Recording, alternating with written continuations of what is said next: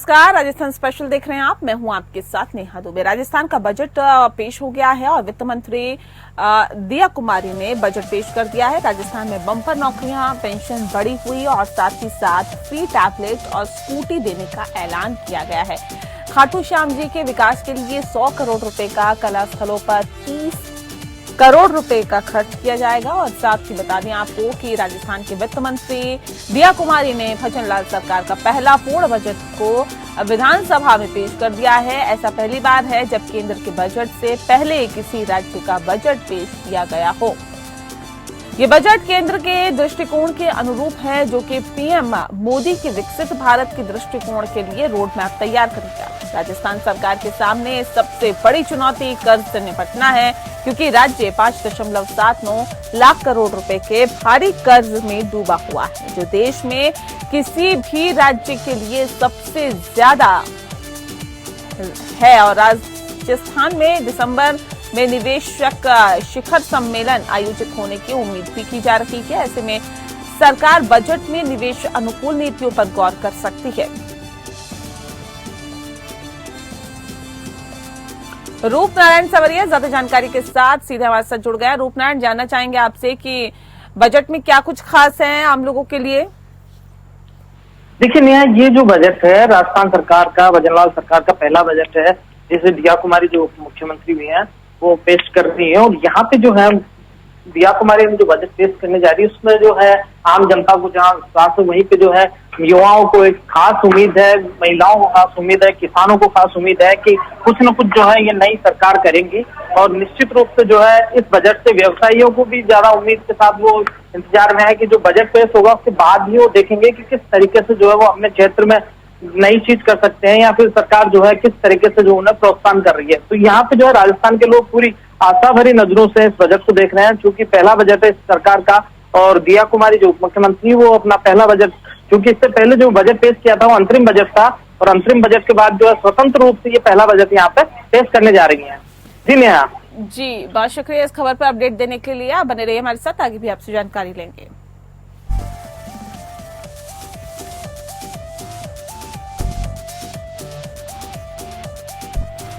तो वित्त मंत्री दिया कुमारी ने बजट पेश किया है और बजट में तमाम वो वायदों को भी रखा है, उसके लिए भी बजट रखा है जो कि घोषणा पत्र में किए गए थे। वहीं अखिल भारतीय कांग्रेस कमेटी के महासचिव और टोंक के विधायक सचिन पायलट ने कहा है कि बजरी के मामले में सरकार को कड़ा कदम उठाना चाहिए। उन्होंने कहा कि अगर कोई गैरकानूनी काम हो रहा है तो उसे शक्ति से रोकना चाहिए। टोंक में पत्रकारों से बातचीत करते हुए पायलट ने कहा कि किस सरकार और प्रशासन अगर इससे सख्ती से नहीं निपटेगी और लोगों में साहस बढ़ेगा और ऐसी घटनाओं से लोगों का मनोबल टूटता है। पायलट ने कहा कि ये नौजवान पुलिस में काम करता था और पूरी फोर्स का मनोबल टूटेगा। उन्होंने कहा कि मैं तो सरकार से आग्रह करता हूं कि सारी बातें छोड़कर अगर गैरकानूनी गतिविधियां कहीं हो रही हो तो उस पर तुरंत कार्रवाई करनी चाहिए। पायलट ने कहा कि हम लोग सदन के अंदर और बाहर मांग रखेंगे कि अवैध कोई भी कार्रवाई हो, कोई भी कितना भी बड़ा प्रभावशाली व्यक्ति हो, उसके कहने पर अगर आंख मूंद लेगी और ये गैर कानूनी कार्रवाई होती रहेगी तो हम इसे बर्दाश्त नहीं करेंगे।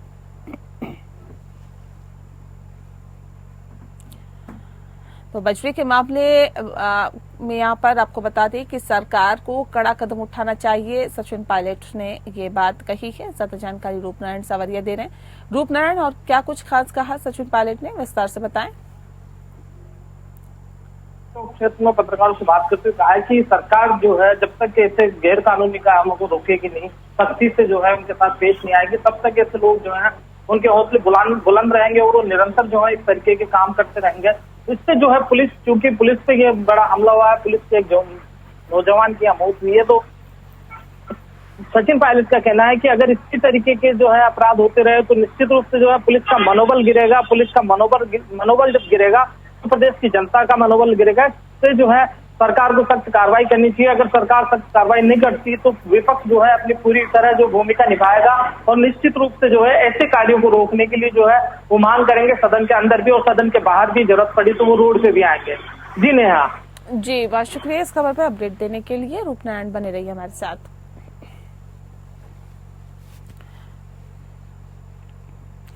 वहीं मुख्यमंत्री भजनलाल शर्मा की पहल एवं चिकित्सा मंत्री गजेंद्र सिंह खींवसर के निर्देशों पर खाद्य सुरक्षा आयुक्तालय की ओर से प्रदेश में मिलावट के खिलाफ लगातार अभियान चलाया जा रहा है।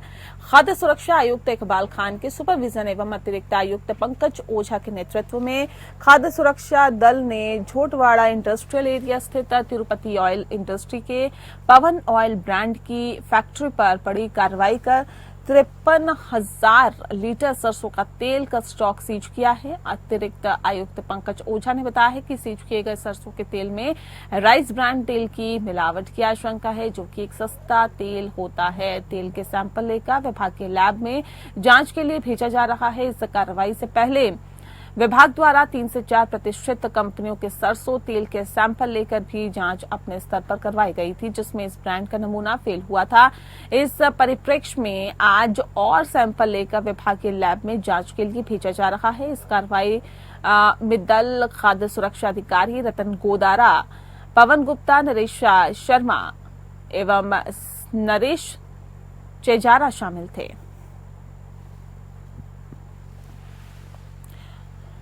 तो बता दें कि 53,000 लीटर सरसों का तेल का स्टॉक को सीज किया गया है। रूपनारायण सवरिया ज्यादा जानकारी के साथ सीधे हमारे साथ जुड़ गए हैं। रूपनारायण, जानना चाहेंगे कि कैसे ये सूचना मिली, कैसे इसको जब्त किया गया, कैसे छापेमारी को अंजाम दिया गया? देखिए नेहा, मैं ये बताना चाहूंगा कि मुख्यमंत्री भजनलाल शर्मा की पहल पर, क्योंकि उनके मनुष्यानुसार ये काम हुआ है और जो मिलावटखोर है उनके खिलाफ जो है विभाग लगातार कार्रवाई कर रहा है। उन्होंने जो पहले यहाँ सैंपल लिए थे, जो छापामारी की थी, उसमें जो मिलावटी तेल मिला था, जब उसके सैंपल आया और वो सैंपल फेल हो गए तो उसके बाद जो है विभाग निरंतर यहाँ पे कार्रवाई कर रहा है। और इसी का कड़ी में जो है यहाँ पे एक बड़ी कार्रवाई करते उन्होंने जो है लगभग 53,000 लीटर सरसों का तेल स्टॉक सीज किया है। क्योंकि मिलावटी तेल का पहले जो सैंपल लिए गए वो सारे फेल हो गए, तो लगातार जो है ये सूचना मिल रही है कि मिलावटी तेल अभी भी बाजार में निश्चित रूप से दिख रहा है और निरंतर जो है बाजार में वो चल रहा है। तो उस चीज को देखते हुए प्रशासन सख्त हो गया और सख्ती से जो है यह कार्रवाई लगातार कर रहा है। पिछले कई जगहों पे जो है छापेमारी की गई और लगातार वहां से सैंपल लिए गए, जो सारे के सारे करीब के करीब फेल हो गए और लगातार जो है मिलावटी सामान की सूचना मिलने पर जो है कार्रवाई लगातार जारी है। जी नेहा, बहुत शुक्रिया इस खबर पर अपडेट देने के लिए। आप बने रहिए हमारे साथ। वहीं बीजेपी की आगामी 13 जुलाई को होने वाली वृद्ध कार्य समिति की तैयारियों को लेकर बीजेपी प्रदेश अध्यक्ष सीपी जोशी, प्रदेश सह प्रभारी विजया राहटकर ने सीतापुर स्थित कार्यक्रम स्थल जेईसी सभागार का जायजा लिया है और कार्यक्रम के लिए बनाई गई व्यवस्था, टोलियों की विभाग वार बैठक ली है। इस दौरान प्रदेश अध्यक्ष सीपी जोशी ने पूरे कार्यक्रम स्थल का जायजा लिया, जिसमें पार्किंग स्थल, कार्यक्रम हॉल, भोजन स्थल पर जाकर सभी तैयारियों का बारीकी से निरीक्षण भी किया और आवश्यक दिशा निर्देश दिए हैं। व्यवस्था बैठक के दौरान बीजेपी प्रदेश अध्यक्ष सीपी जोशी ने कहा है कि कार्य समिति में पूरे प्रदेश भर से बीजेपी के कार्यकर्ता आएंगे। आयोजन के दौरान किसी भी कार्यकर्ता को परेशानियों का सामना न करना पड़े, इसके लिए व्यवस्था का पूर्ण रूप से ध्यान रखा जाएगा। कार्य समिति पूरी तरह से भव्य और दिव्य हो, इसके लिए पूर्व में भी बैठक कर कार्य विभाजन सहित बूथ स्तर तक के कार्यकर्ता को दायित्व सौंपा गया है।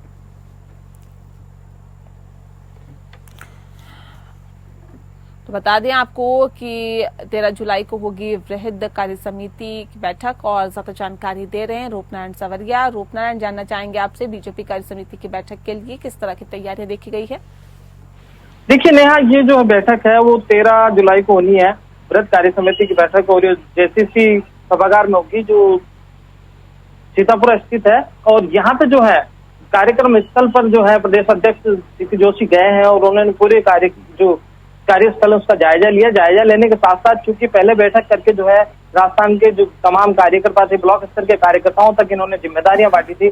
उन मंडलों को जो जिम्मेदारियां दी गई थी, उन जिम्मेदारियों पर काफी चर्चा की गई और लगातार जो है, क्योंकि राजस्थान में भारतीय जनता पार्टी की सरकार है, केंद्र में भारतीय जनता पार्टी की सरकार है, तो प्रदेश की जो भाजपा इकाई है वो किसी तरीके की कोई कमी इस बैठक में नहीं रखना चाह रही है। और लगातार जो है खुद सीपी जोशी प्रदेश अध्यक्ष योजना कार्य को देख रहे हैं कि किसी तरीके की जो है बाहर से आने वाले, क्योंकि राजस्थान प्रदेश भर से जो है इसमें भाजपा के कार्यकर्ता आएंगे और कार्यकर्ता जो है पार्टी की रीढ़ है। उनका मानना है कि पार्टी की रीढ़ कार्यकर्ता होता है और जो कार्यकर्ता बाहर से यहाँ आ रहे हैं उन्हें किसी तरीके की कोई परेशानी ना हो, इसको लगातार जो है यहाँ पे जो जिम्मेदारियां बांटी गई थी, जिन मंडलों को बना के कमेटियां बना के जो जिम्मेदारियां बांटी गई थी, उन तमाम कमेटियों से पूरी बातचीत की और पूरी देखरेख के साथ जो है इस कार्यक्रम को भव्य और दिव्य बनाने का प्रयास यहाँ पे जी। भारतीय जनता पार्टी लगातार कर रही है।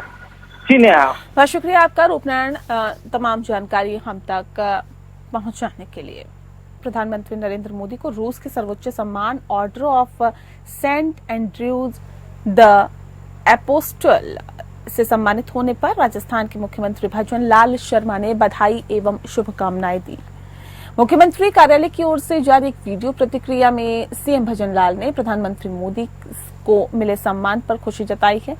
मुख्यमंत्री शर्मा ने कहा कि विश्व के सबसे लोकप्रिय नेता प्रधानमंत्री मोदी को रूस के सर्वोच्च सम्मान order of saint Andrews the apostle से सम्मानित किया गया और ये सम्मानित किया जाना सभी देशवासियों के लिए गौरव का पल है। उन्होंने कहा कि प्रधानमंत्री मोदी के नेतृत्व में आज हमारा देश हर क्षेत्र में नई ऊंचाइयां हासिल कर रहा है। उन्हें प्रदान किया गया ये सम्मान विश्व में नए भारत की बढ़ती हुई धाक का प्रतीक है।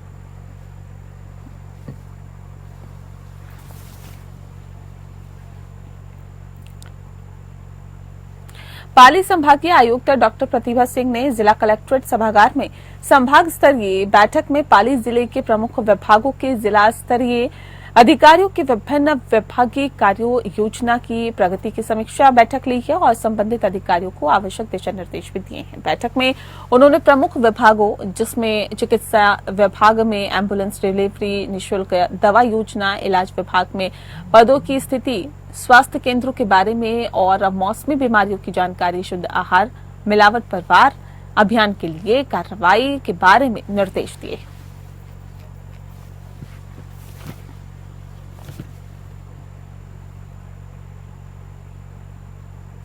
सरपंच संघ का प्रतिनिधिमंडल अपनी समस्याओं को लेकर पुनः पंचायती राज मंत्री मदन दिलावर से मिले और उन्हें 4 जुलाई को वार्ता के दौरान दिए गए मांग पत्र को याद दिलाते हुए स्मरण पत्र सौंपा है। बता दें आपको, प्रतिनिधिमंडल ने मंत्री महोदय से अपनी शेष रही मांगों को शीघ्र पूर्ण करने और मांग को दोहराया है। बता दें कि जिस पर पंचायती राज मंत्री मदन दिलावर ने कहा है कि आपकी कोई भी वैधानिक मांग को बाकी नहीं छोड़ा जाएगा। सरकार सभी मांगों पर सहानुभूतिपूर्वक का फैसला कर रही है। इस अवसर पर पंचायती राज विभाग के शासन सचिव रवि जैन भी उपस्थित थे और प्रतिनिधिमंडल में शामिल सरपंचों ने रवि जैन को भी अपने मांग पत्र की प्रति सौंपी है। पंचायती राज मंत्री मदन दिलावर ने अपनी बात को दोहराते हुए कहा है कि गत 4 जुलाई की वार्ता के दौरान हुई मांगों पर सहमति पर सरकार कायम है और वार्ता की सहमति के अनुसार ही आपकी सभी मांगों का समाधान करने के प्रयास भी किए जाएंगे।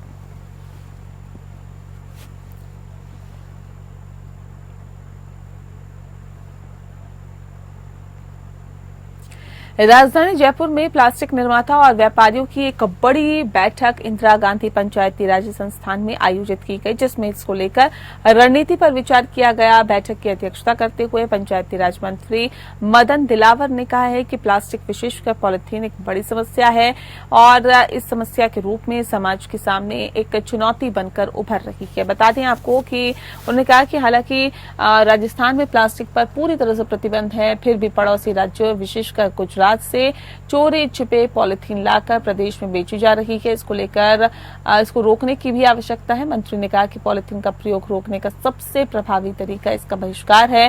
प्रदेश के नागरिक नगर में अगर स्वयं ये प्रण ले लें कि मैं पॉलिथीन का इस्तेमाल या प्लास्टिक का इस्तेमाल नहीं करूंगा, तो समस्या का समाधान अपने आप ही हो जाएगा।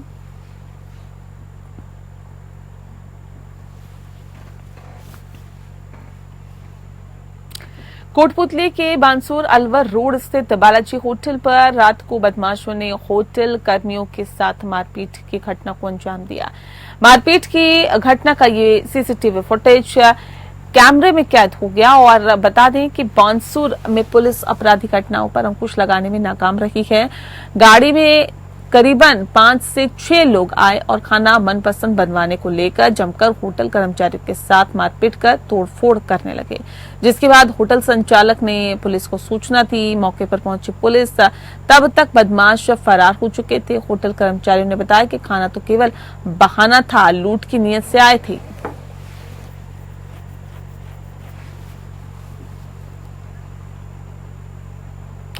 और इसी के साथ फिलहाल इस बुलेटिन में इतना ही। नमस्कार।